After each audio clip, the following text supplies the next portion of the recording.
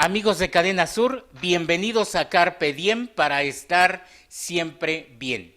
Y el día de hoy, lunes, vamos a hablar de un tema que a menudo, ahorita que estamos en el confinamiento, tenemos que enfrentar en casa. ¿Qué cosa es? Pues nada menos que los accidentes que ocurren en nuestra casa todos los días. Y vean ustedes aquí el tema. Ahí está. Primeros auxilios ante los accidentes en casa. ¿Y quién está con nosotros? Bueno, pues está el paramédico Alejandro García Jiménez, quien es coordinador operativo de la Cruz Roja Mexicana aquí en la delegación Jojutla. Él es paramédico nivel intermedio y ha sido paramédico durante 18 años. Imagínense la experiencia que tiene Alejandro, a quien saludamos con mucho gusto. Alejandro, bienvenido a Carpe Diem, bienvenido a Cadena Sur. Hola, muy buenas noches. Muchas gracias por la invitación. Agradezco que hayan tomado en cuenta a Cruz Roja Mexicana para apoyarlos en este programa y pues con todo gusto para apoyar a tu audiencia para compartir este conocimiento sobre primeros auxilios y prevención de accidentes. Alejandro, pues los paramédicos no están en el confinamiento. No, somos de aquellos que tenemos que salir a trabajar Pues y pues la parte esencial de los equipos de salud es que no pueden parar su actividad. Pues sí, y qué importante es lo que mencionas, Alejandro. Hablar de accidentes, accidentes en este caso domésticos, accidentes que ocurren en casa, pero la palabra clave, la acabas de mencionar, es la prevención. Es correcto. Y yo quisiera compartirles que antes de aprender sobre primeros auxilios, que es digámoslo así, la resolución de un problema o iniciar la resolución de un problema, que fue en este caso el accidente, creo que es algo primordial que pudiéramos evitar que los accidentes se sucedieran, ¿no? Muchos de estos suceden sobre todo en adultos mayores y niños, que ahora que están en casa y cuando los padres o los responsables tienen que salir a trabajar por cuestiones de necesidad, pues ellos se quedan tal vez a la responsabilidad de sus hermanos mayores o de adultos mayores que no en todo momento pueden tener atención y los niños particularmente pueden sufrir muchas lesiones en esta estancia, en este aislamiento social que tenemos que ejercer por la cuestión de la pandemia. Entonces creo que es algo muy importante, algo que tenemos que tomar en cuenta en todo momento, el cuidado, ¿no? Antes de pensar en aprender cómo resolver un problema, antes de pensar en primeros auxilios, quisiéramos que cambiar ese chip, por así decirlo, de resolver los problemas. Lo más importante es evitar que sucedan, ¿no? Entonces, haciendo acciones de prevención como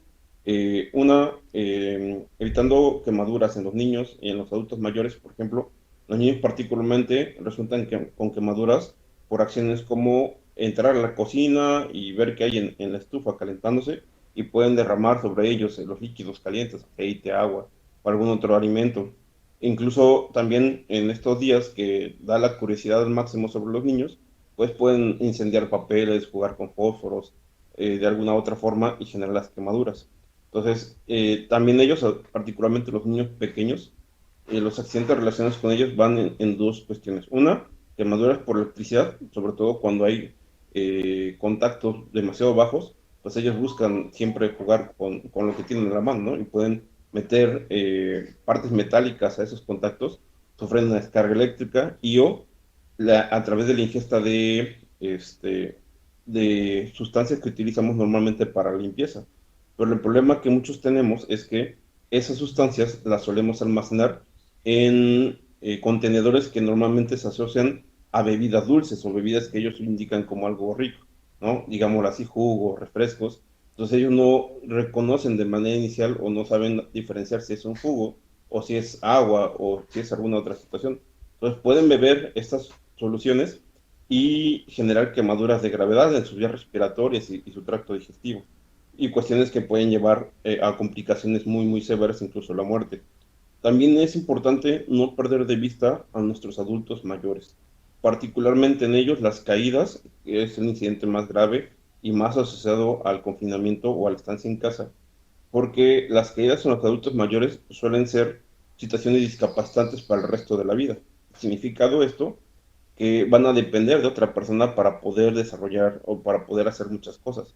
Entonces, creemos que tener una conciencia sobre la prevención de accidentes, que puede ser tan sencillo como evita tener alfombras, hay que tener bien iluminadas los cuartos, evitar tener obstáculos que un adulto mayor tal vez no puede levantar completamente o adecuadamente su pie, incluso la visión está disminuida y puede no ver o percatarse de un obstáculo que puede generar una caída, ¿no? Entonces, finalmente, acciones como tan sencillas como estas, como les digo, evitar obstáculos, evitar baja iluminación en los cuartos, tener conciencia de aquellos peligros que pueda haber para tanto adultos mayores como niños, nos va a ayudar muchísimo y la vida y la salud que estamos preservando, pues va a ser la de nuestros seres queridos, ¿no?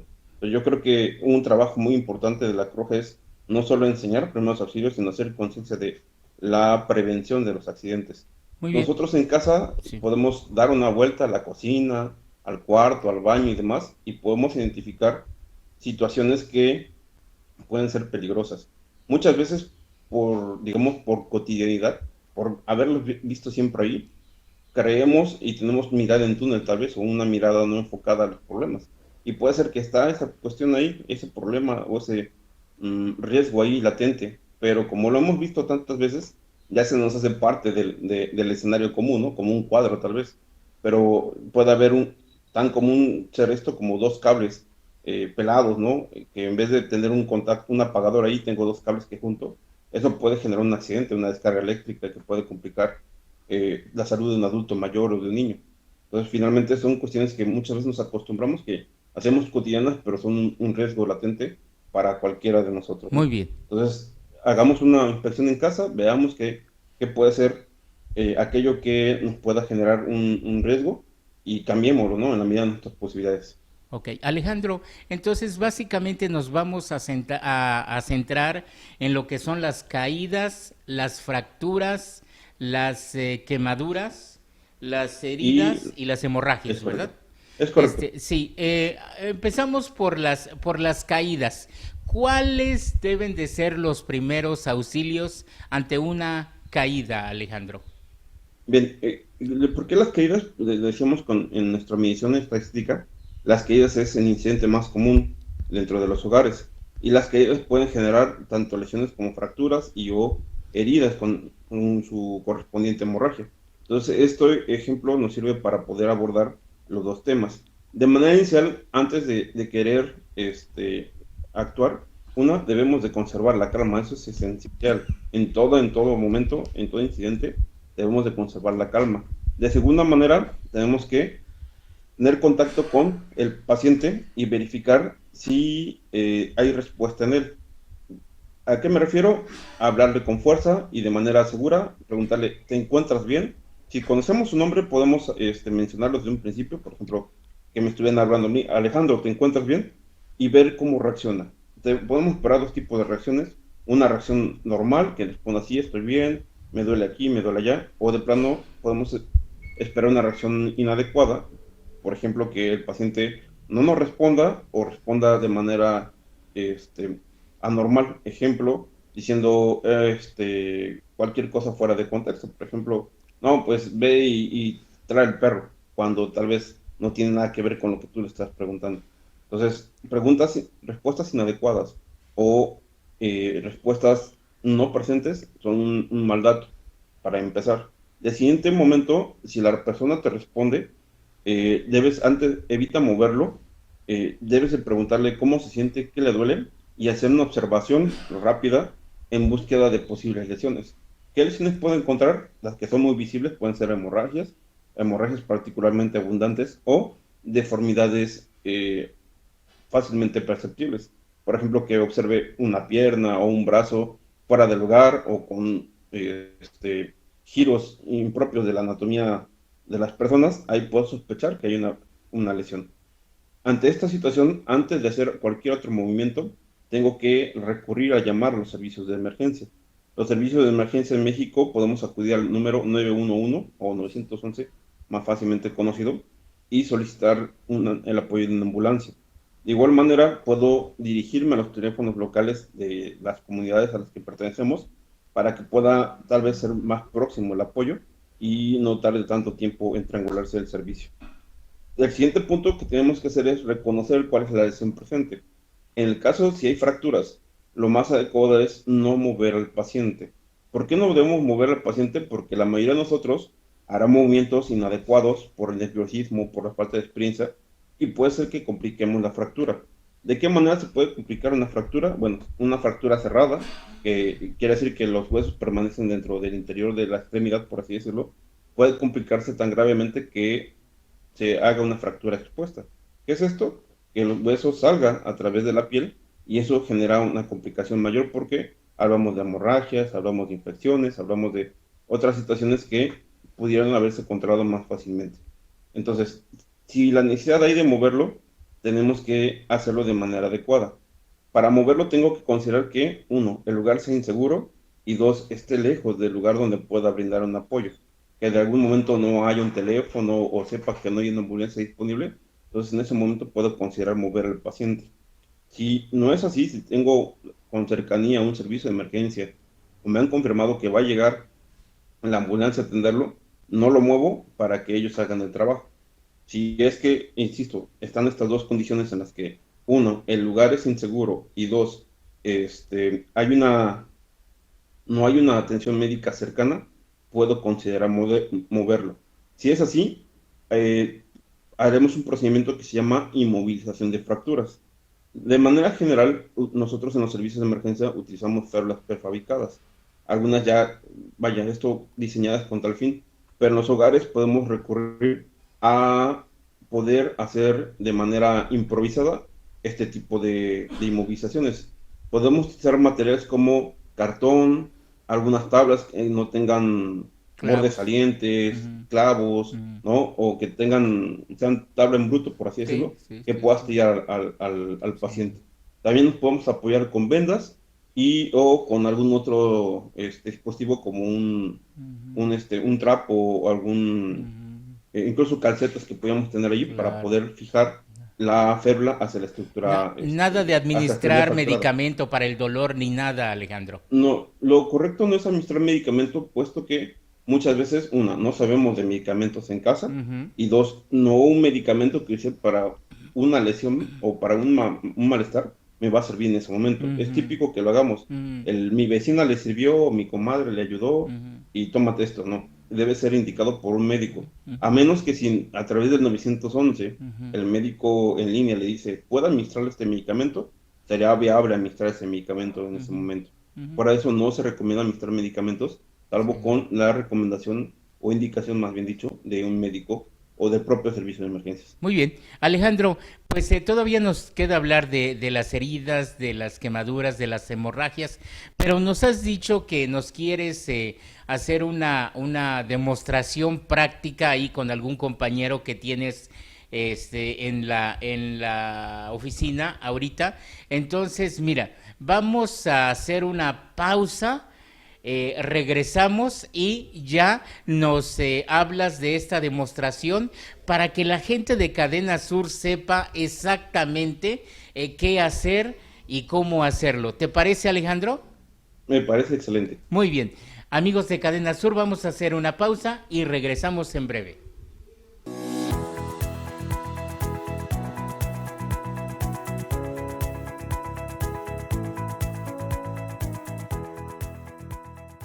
Los mejores años están por venir.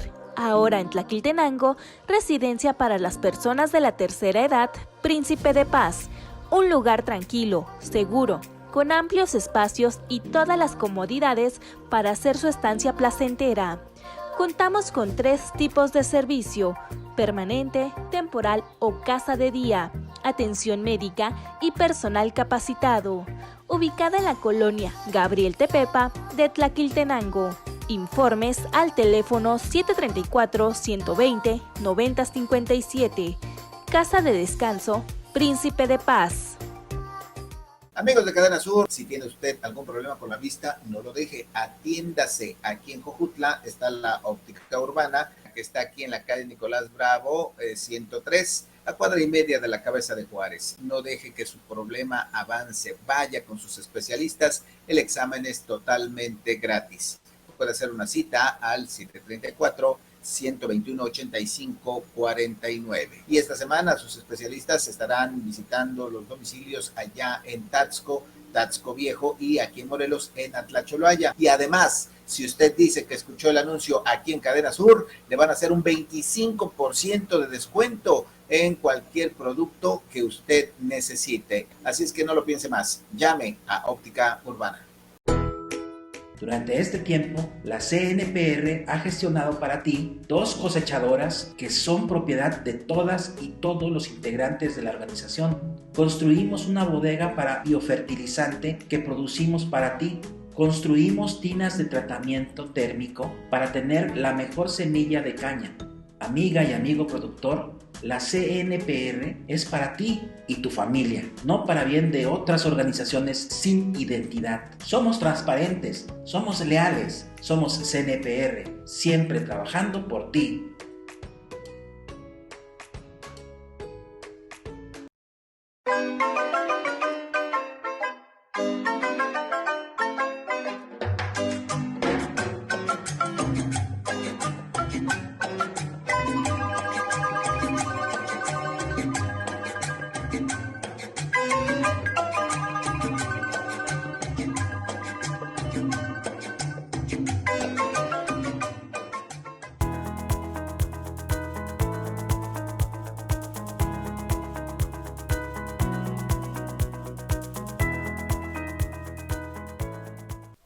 Amigos de Cadena Sur, seguimos aquí en este lunes de Carpe Diem y estamos hablando de primeros auxilios ante un accidente en casa. Y está con nosotros el coordinador operativo de la Cruz Roja Mexicana Delegación Jojutla, paramédico intermedio, Alejandro García Jiménez. Alejandro, pues ya nos hablaste de algunos accidentes comunes que suceden en casa y ahora nos vas a hacer una demostración práctica de cómo ayudar a una persona en una situación de accidente. ¿Por ahí tienes algún compañero, un compañero que te va a auxiliar en esta demostración, Alejandro? Sí, muchísimas gracias. En este momento nos va a apoyar nuestro compañero, nuestro coordinador de generaciones del ENTUM, plantel Jojutla, el técnico de urgencias médicas intermedio, Edgar Central Ruiz, nos va a apoyar para la parte demostrativa de cómo poder atender una posible fractura. Edgar. Muy bien. Primero que nada tendríamos que entender que la fractura la vamos a sospechar primeramente. Son datos característicos que vamos a sospechar, como lo puede ser inflamación. Primeramente también tendríamos que darle un soporte al brazo, a la extremidad lesionada. Algo muy importante aquí es sostenerlo, ¿sí? De lo más lejos a lo más cerca. Vamos a hacerlo de esta manera. Lo ideal es que fueran 2 personas, para que una persona sostenga y la otra persona haga la evaluación, explore. Aquí, ¿qué vamos a buscar? Hay algo que se llama crepitación, que vamos a hacer un movimiento y se podrían escuchar los chasquidos del hueso. Es un dato característico de las fracturas. En este punto tendríamos que buscar también alguna deformidad, ¿sí? Alguna posición que no sea propia de la anatomía de la persona, ¿sí? Si nosotros sospechamos, necesitaríamos 2 personas, una que sostenga, la otra persona en casita podríamos ocupar lo que podría ser cartón, ¿sí? Lo recortamos y es un material moldeable. Nosotros tendríamos que medir de acuerdo a las necesidades de la persona, ¿sí? Tendríamos que abarcar las 2 articulaciones más cercanas a la lesión. Esto se haría en la extremidad que no se encuentre lesionada para que nosotros podamos darle el soporte y podríamos ya sea vendar, tomando una venda, podríamos darle vueltas, una persona tendría que estar sosteniendo aquí y nosotros podríamos vendar de lo más cerca a lo más lejos. Podríamos vendar, ¿sí? Comenzando de lo más lejos, que sería en esta parte donde se encuentra el bíceps, para darle un sostén. La idea de aquí es que no haya un movimiento. Algo importante también aquí es que no esté muy presionado, la extremidad no se vea muy presionada, ¿sí? Este sería un ejemplo de lo que podríamos estar haciendo. Otra situación que podríamos estar haciendo es tomar el cartón y vendarlo. ¿Para qué? nosotros vamos a vendar y aquí se estaría generando un soporte. Esto sería más cómodo para la persona. Empezamos a vendar y el resultado tiene que quedar como es este que estamos viendo, esta férula, ¿sí? Aquí la persona puede sostener su brazo y es más cómodo. Una vez terminado, podríamos colocarlo y vendar como lo estábamos haciendo hace rato. Serían las técnicas que podríamos ocupar para la persona que tiene una probable fractura. Muy bien, pues ahí está perfectamente demostrado cómo se debe de proceder cuando hay una fractura. Ahora bien, todavía tenemos los temas de quemaduras y hemorragias. ¿Qué debemos hacer ante eso? Hola, en el caso de una hemorragia, lo más importante es de poder determinar la gravedad de la hemorragia. Hay dos tipos de hemorragias. Hay dos formas de clasificar las hemorragias, no bien dicho. Una es por su origen y otra es por el grado de severidad de la misma. Por su origen puede ser ya sea de una arteria, puede ser de una vena o puede ser de vasos capilares. Finalmente, los vasos capilares, el sangrado se observa cuando es un sangrado, el típico raspón, cuando alguien se lesiona de esa manera y ves un sangrado en puntilleo. El sangrado tipo arterial es un sangrado que suele ser profuso, suele ser abundante, y la sangre sale conforme a los latidos del corazón. El color de la sangre suele ser un rojo brillante, contrastado contra la sangre, el sangrado venoso, que es un sangrado rojo oscuro, porque está altamente enriquecido por dióxido de carbono, al ser venosa, y el sangrado es de manera continua, no se ve como si fuera conforme el latido del corazón. En este caso, no nos va a importar tanto de dónde provenga la hemorragia, no nos vamos a detener y vamos a tratar de determinar si es de origen arterial o origen venoso. Lo que nos importa es la segunda clasificación, la severidad de la hemorragia. Si vemos una hemorragia leve, una hemorragia pequeña, es una situación que no pone en riesgo la vida. Bastaría hacer únicamente un poco de presión con un lienzo limpio, con un trapo limpio, apósitos o gasas sobre la herida. Es la forma más sencilla de controlarlo. Pero si observamos un sangrado profuso o sangrado abundante, estos son los que ponen en riesgo la vida, porque en pocos minutos pueden desangrar a la persona y esta persona, a causa de esa pérdida masiva de sangre, puede llegar a fallecer. Entonces, cuando observamos un sangrado abundante, vamos a hacer una maniobra de presión, un vendaje compresivo. ¿Qué función tiene este vendaje compresivo? Hacer presión directamente sobre el punto de la hemorragia y aparte apoyar mediante la compresión de los vasos sanguíneos, que va a ser con el vendaje que vamos a aplicar, ¿no? También nos va a apoyar en este momento nuestro compañero Edgar para poder explicar cómo se va a hacer este procedimiento. Adelante. Lo primero que tenemos es la posible hemorragia. Imagino que en mi brazo, esta porción, tengo una hemorragia presente, ¿no? Veo que tal vez estaba haciendo limpieza de mis ventanas y por error me recargué con fuerza y un vidrio rompió.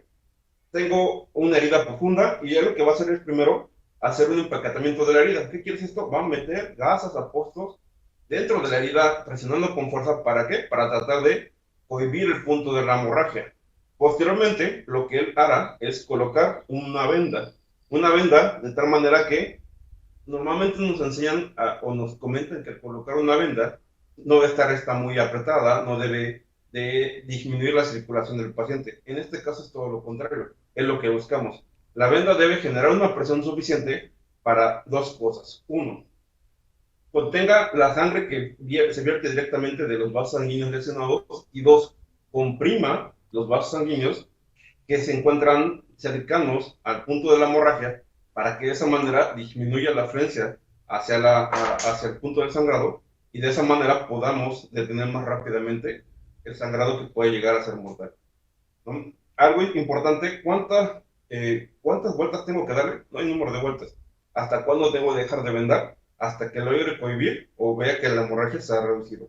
Es muy probable que a través de este vendaje la persona comience a sentir hormigueo de la mano o sensación de malestar, pero finalmente es una situación temporal. Esto requiere, si es una hemorragia abundante, requiere ser trasladado al hospital, ya sea por ambulancia o ya sea, si es que no la tiene disponible, pudiese ser trasladado en algunas situaciones a través de medios propios. Pero particularmente esta intervención es la que puede salvar la vida. muchas personas en pocos minutos pierden gran cantidad de sangre y que los puede llevar a una condición de estado de choque y eso a su vez será muerte. Si la intervención tarda, puede ser bastante tarde al momento de que la ambulancia pueda llegar. Entonces, por eso, esta intervención es bastante sencilla, muy, muy sencilla. Recapitulo, es empaquetar la herida, que es con gases opuestos, meterla dentro del punto de sangrado y presionar fuertemente. Y el segundo paso es hacer un vendaje compresivo, un vendaje apretado, de tal manera que el sangrado se cohiba por completo. Entonces son intervenciones que parece muy sencilla, pero es una intervención que de verdad puede salvar la vida de una persona y no requerimos más. Si no tengo una venda, puedo utilizar algún otro accesorio, pero casi siempre puedo disponer de una venda. Es una inversión bastante pequeña, 10, 15 pesos que puedo hacer y que puede salvar la vida de una persona. Entonces, las heridas son muy comunes, pueden ser, le decíamos, a través de caídas, pero también puede ser en la cocina, operando alguna maquinaria. Por ejemplo, en el confinamiento se nos da mucho la curiosidad y queremos pues, estrenar nuestras herramientas y hacer cosas en casa, ¿no? Y puede ser que usemos herramientas de corte y estos discos o las ceguetas de las mismas pueden romperse y generar lesiones de gravedad que requieren intervenciones de este tipo. Muy bien. Adultos que cocinando llegan a quemarse, niños que se acercan a la estufa y hay agua caliente, niños, bebés que se acercan a los contactos en la pared y sufren quemaduras. ¿Qué hacer al respecto, Alejandro? Bien, tenemos que entender algo muy importante. Pese a que son quemaduras, no se atienden de manera similar todas, puesto que tenemos que saber cuál es la causa o el origen de la quemadura. Específicamente, vamos a catalogarlas en quemaduras de origen físico, que puede ser por flama, por calor específicamente, eléctricas o incluso pueden ser quemaduras químicas, ¿no? Entonces, dependerá del origen de la quemadura, perdón, será el tratamiento específico para dar. Pero lo más importante es qué no debo hacer ante una quemadura, ¿no? 1, no debo perder la calma. 2, no debo permitir que el paciente pierda la calma. 3, una es, si observo o conozco cuál es la causa de la quemadura, aislarlo de ese punto o de esa situación que esté causando la quemadura. Ejemplo, si tengo una sustancia química derramada sobre alguna porción del cuerpo y esa sustancia es la causa de la quemadura, la tengo que retirar rápidamente. ¿Cómo lo tengo que hacer? Es poner la extremidad que tiene la solución o la sustancia química sobre la misma, sobre el chorro de agua. Un chorro de agua corriente, puede ser que yo abra la llave a todo lo que pueda hacerlo y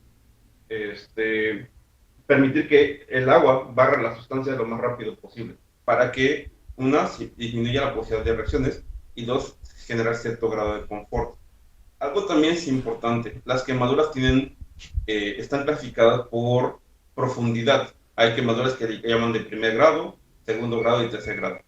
Es algo que corresponde básicamente a un procedimiento médico, pero las más comunes, por ejemplo, las de primer grado, son las que nos pasan por estar expuestos al sol, ¿no? Cuando estamos, un día vamos a vacacionar y tal vez en el balneario, en la playa o haciendo actividades al aire libre, nos requemamos, el famoso requemado, y es ahí cuando las quemaduras de primer grado se producen. También puede ser por pequeños incidentes en la cocina relacionados con flamas, pero de muy corta duración. Después vienen de segundo y las de tercer grado. Las de segundo grado se clasifican en esta situación porque aparecen manchas blanquecinas, aparecen las ictemas que conocemos como ampollas, ¿no? Y en las de tercer grado son las más severas. En este caso puede llegar a afectar no solo la piel, afecta el músculo e incluso hasta el hueso. Entonces va a depender el tipo de quemadura que podamos encontrar en un paciente, es el tratamiento directo. Solamente se recomienda la aplicación de agua como medio de confort cuando vemos quemaduras de primer grado. Váyase diciendo quemaduras leves en cuestiones de cocina o otra vez un pequeño chispazo que nos dio el uso de tal vez un encendedor de más. Esas quemaduras pueden ser tratadas de manera sencilla en casa, pero las quemaduras que corresponden al segundo y tercer grado necesitan asistencia hospitalaria, porque muy probablemente necesitan hacer un lavado quirúrgico de las mismas para retirar el tejido muerto y eso no se puede quedar en casa, necesita atención para hacer esa intervención y que el médico pueda brindarle medicación, una, para controlar el dolor, dos, para evitar la generación de infecciones, porque la piel al perderla por medio de la quemadura es una barrera de la piel, y si perdemos esta barrera, las infecciones pueden proliferar de manera muy rápida. Por eso es que es importante que se acuda al médico cuando observemos quemaduras que consideremos severas, ¿no? Otra cosa importante que no debo de hacer en una quemadura es aplicar ungüentos, aplicar crema dental, aplicar huevo, aplicar aceite o el remedio casero que me recomiendan. ¿Por qué? Porque la mayoría de ellos complica la quemadura. Y finalmente, cuando son quemaduras de diseño profundas o graves, con cierto grado de severidad, si lo queremos dejar así, uno de los tratamientos es un lavado quirúrgico o un lavado profundo, que es retirar todo el tejido muerto. La idea es llegar hasta donde está la piel viva todavía, o el tejido vivo, para que esto, al retirar el tejido muerto, evitemos la proliferación de microorganismos patógenos y se puedan generar infecciones. Entonces, de nada va a servir muchas veces que yo le aplique pasta o algo, cuando muchas veces aumentó el grado de malestar. Entonces, algo sumamente importante en lo particular en los niños, muchas quemaduras ocurren por descuido, ¿no? Ya sea que no nos dimos cuenta que el niño entró a la cocina cuando estaba yo calentando o preparando los alimentos, y yo, particularmente los niños pequeños, al momento de bañarlos, ¿no? Que por estar atendiendo otras situaciones no me di cuenta o no me percaté de qué tan caliente estaba el agua, y yo nada más llegué y introduje al menor. Y esas veces las quemaduras suelen ser muy graves porque la mayoría de veces abarca cuando menos la mitad del cuerpo, en la parte inferior. Y esto genera complicaciones particularmente en los niños, porque en los niños la piel es muy delgada y es fácilmente lesionable. Lo mismo sucede en los adultos, por supuesto. El envejecimiento específicamente, los adultos mayores son muy propensos a que las quemaduras sean mucho más graves de lo que suelen ser en los jóvenes. Entonces, por eso es importante, les decía antes, la prevención es muchísimo más importante todavía que la resolución, porque al final intentamos resolver un problema con esas intervenciones, pero muchas veces el daño queda, ¿no? O las lesiones discapacitantes pueden persistir. Por eso es importante que no solamente aprendamos de primeros auxilios, sino que hagamos conciencia sobre la prevención. Paramédico Alejandro García Jiménez, coordinador operativo de la Cruz Roja Mexicana Delegación Jojutla. Mis compañeros de producción, Juan de Dios Parra Maldonado y Juan Pablo Juárez, nuestro coordinador general Evaristo Torres Ocampo, tu servidor, queremos agradecerte el que hayas estado con nosotros en este programa de Carpe Diem, ofreciendo tus conocimientos, tu experiencia, tus recomendaciones, tus sugerencias para los accidentes que ocurren en casa, particularmente en esta etapa de confinamiento. ¿Cuál sería el mensaje final a todos los seguidores de Cadena Sur, Alejandro? Muchísimas gracias de verdad por la invitación y agradezco a todos esta participación que nos permitieron. Y pues, agradeciendo nuevamente a tu público, quisiera recordarles que cuidándonos y cuidando de los demás es que podemos salir adelante de esta pandemia y podemos, en este caso, en el tema que tratamos hoy, evitar que nuestros seres queridos salgan afectados por accidentes que puedan ocurrir en casa. Entonces, siempre pensemos con el sentido de comunidad, de cuidar de nosotros sí, pero también de no olvidar de cuidar de los demás. Porque muchas veces el cuidar de los demás, indirectamente, estamos cuidando también de nosotros. Carpe Diem, para estar siempre bien. Nos vemos en la próxima emisión.